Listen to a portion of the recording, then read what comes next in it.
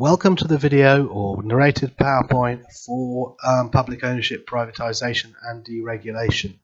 This will help you fill in pages 54 to 59 of Schedule I, and that's the end of Schedule I.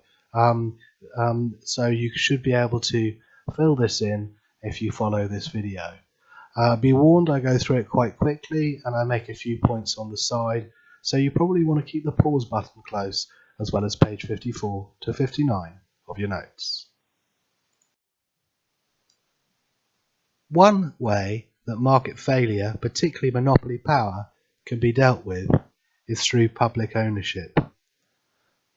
There may be other motives for public ownership, such as fairness or control of a planned economy, but in 1945 in Britain in particular, but at other times in other countries, governments have bought up firms with a process known as nationalisation. So, which industries used to be nationalised? Well, for a start, over the 20th century, as I say, particularly after the first majority Labour government in 1945, the commanding heights of the British utilities, electricity, gas, the coal industry, the rail industry, and even travel agents, and during the First World War, oddly, the pubs around the port town of Carlisle, just showing the range of industries that the government has bought over the years. More recently, following the financial crisis in 2008, the government bailed out by buying the bank Northern Rock, Halifax Bank of Scotland, the Royal Bank of Scotland, and Lloyds Bank. Why would you nationalise?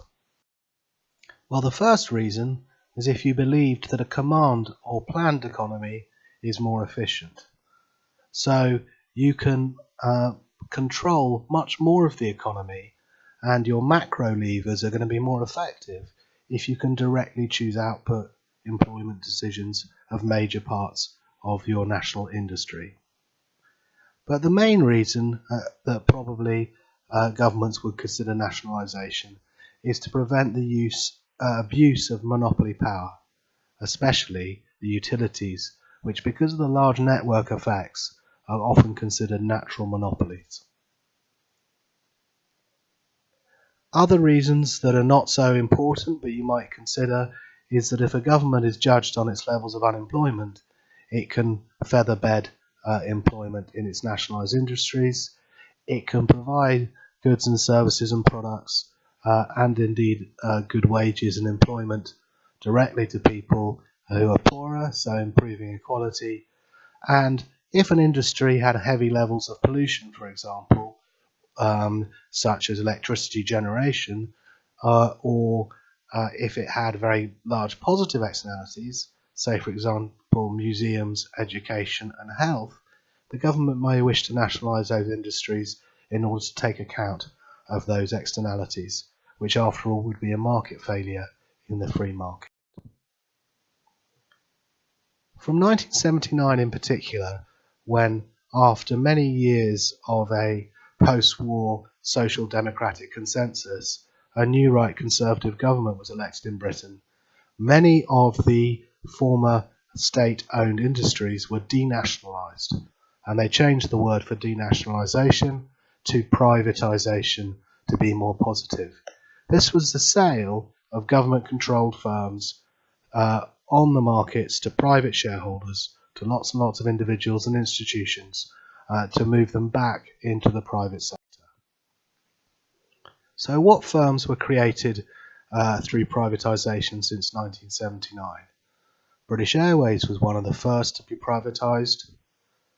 British Steel, British Telecom, whose logo changes I've put on the screen here, was privatised, and in that situation they put in a competitor for it called Mercury to try and stimulate competition in the market.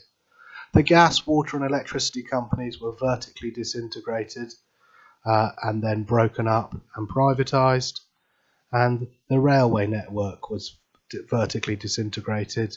The different railway companies actually in different regions typically were privatised, And the rail tracks themselves, the network, was privatised and regulated with a company called Railtrack.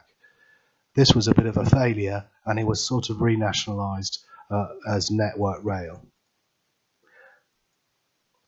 Car companies like Rolls-Royce, Jaguar, British Leyland were all nationalised industries, and lots of little bits on our public services, like the cafes and restaurants on trains or in hospitals.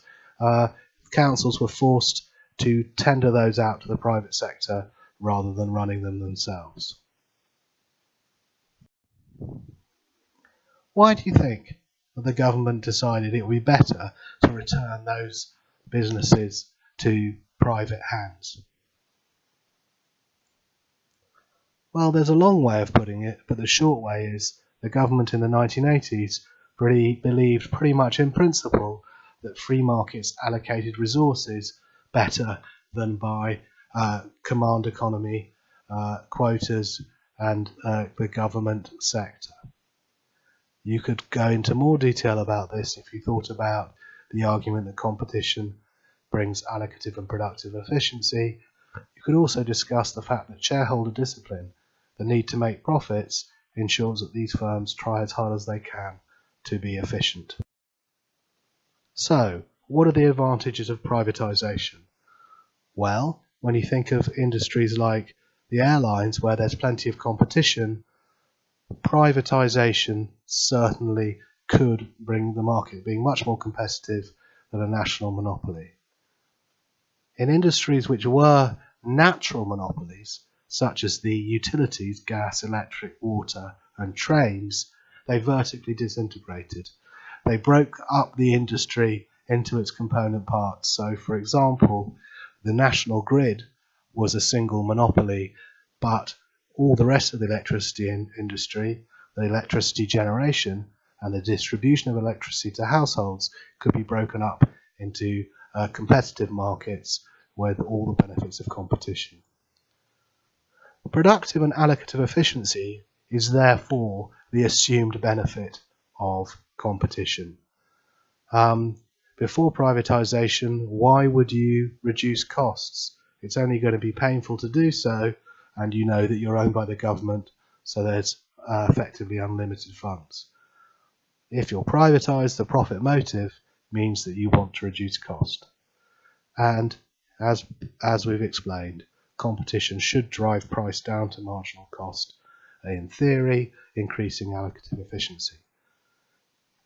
The government earned a lot of money by privatising these industries, helping with its national debt and deficit situation, as shown in this last point here.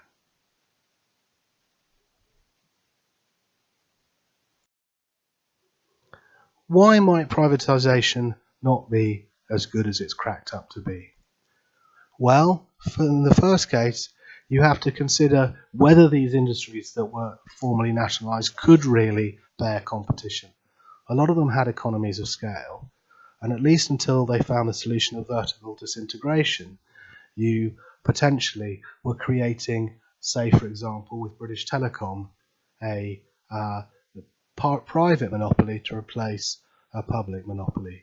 And of course we know that private monopolies are probably bad because they tend to raise prices and be productively and allocatively efficient. An argument, particularly made with things like the water and rail industries, is that for Britain to have a good rail network, a good system of safe water and pipes, it needs long-term investment. And private companies tend to be focused on short-term profit in order to please their shareholders rather than long-term investment. Harold Macmillan, a Conservative former Prime Minister who didn't agree with the 80s Conservative Party policies, said that selling off these major British firms into the private sector was selling off the family silver. And some people would argue that a nationalised industry was owned by everyone and all the taxpayers, and it gets sold off to just a few individuals who can afford shares. A lot of these strategic industries need to keep going. Electricity, trains, water, power, even if they don't make a profit.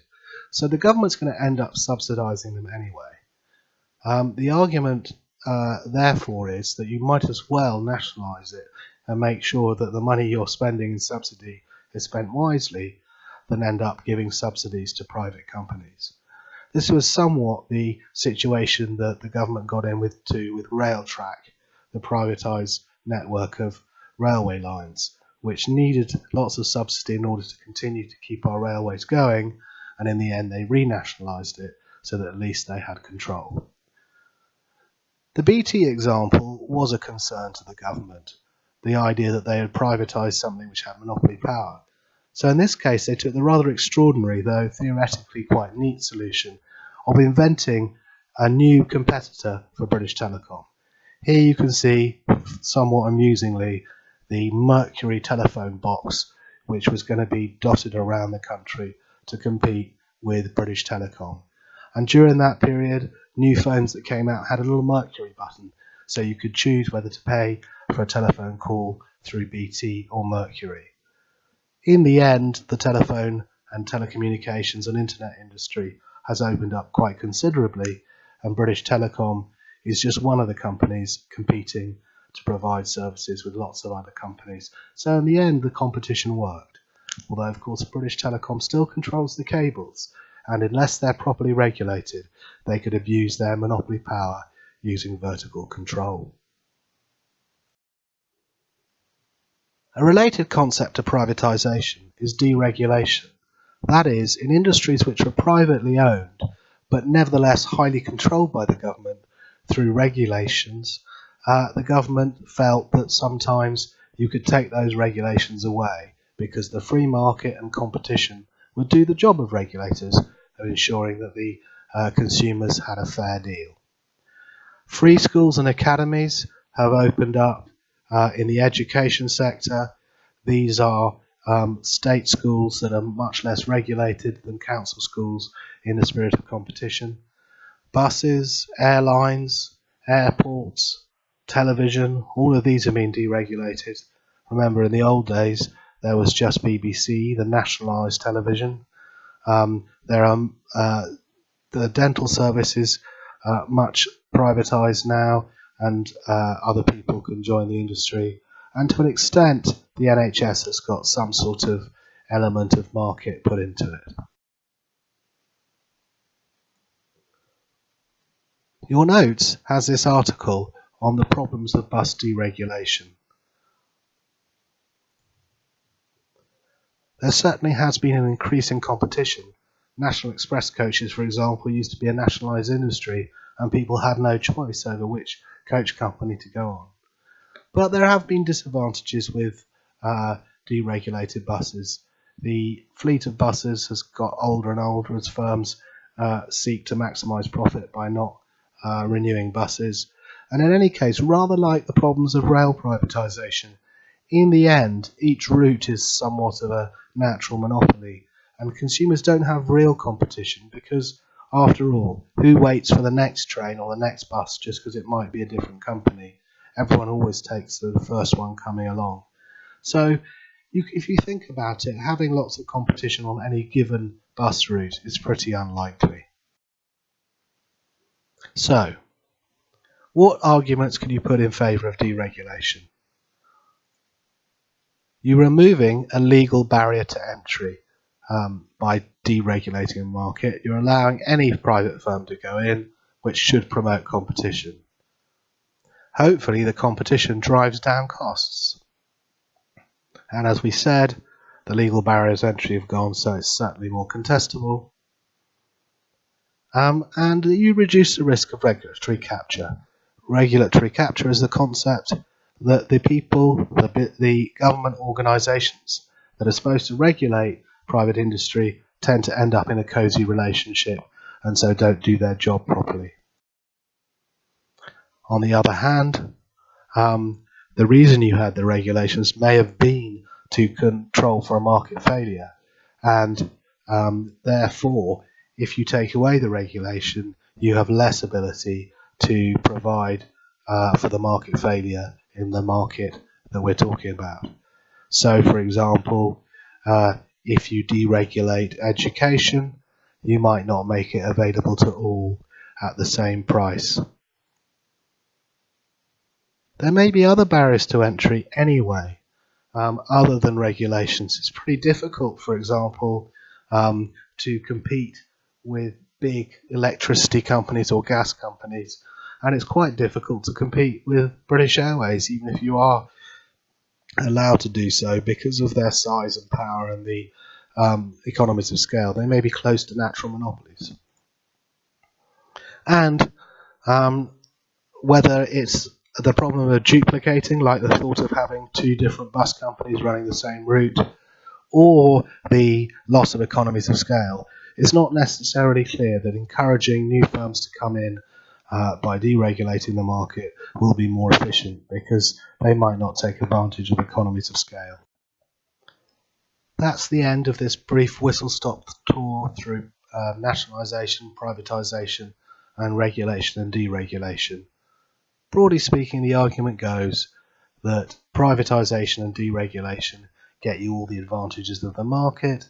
The counter-argument is that in many of these situations the market has failures, it doesn't operate very well, and that nationalisation or regulation gives you all the advantages of pursuing sort of social aims and internalising externalities and getting rid of the market failure.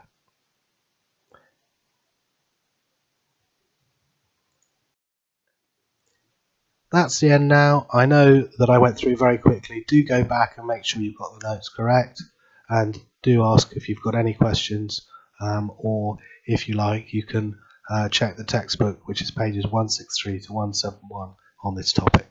Bye bye.